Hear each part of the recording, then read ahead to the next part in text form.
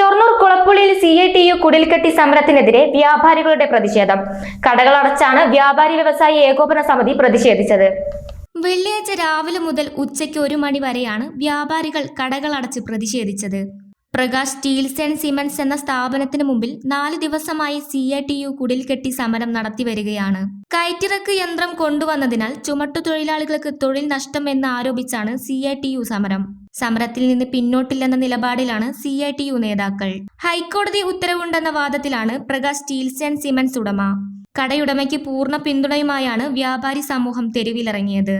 കടയടപ്പ് സമരത്തോടനുബന്ധിച്ച് നടന്ന ധർണ വ്യാപാരി വ്യവസായി ഏകോപന സമിതി സംസ്ഥാന വൈസ് പ്രസിഡന്റ് ബാബു കോട്ടയിൽ ഉദ്ഘാടനം ചെയ്തു.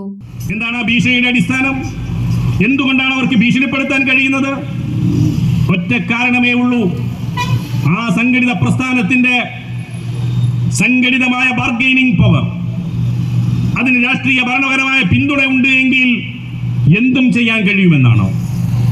ഈ നാട് അത് അനുവദിക്കുകയില്ല. അത് അനുവദിച്ച ചരിത്രം കേരളത്തിനില്ല.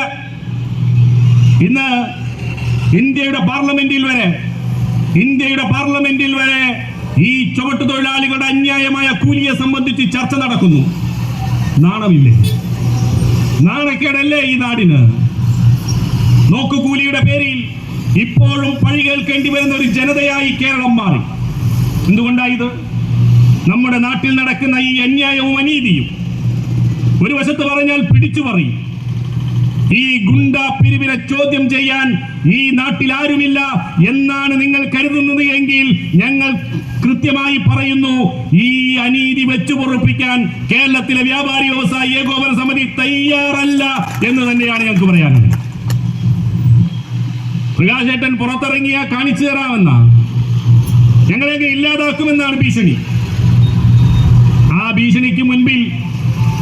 ഭീഷണിക്ക് മുൻപിൽ അഭിമാനം നഷ്ടപ്പെടുത്തിക്കൊണ്ട് ജീവിക്കാൻ ഒരുപക്ഷെ ഞങ്ങളും തയ്യാറല്ല എന്ന് ഞങ്ങൾക്ക് തീരുമാനിക്കേണ്ടി വരും.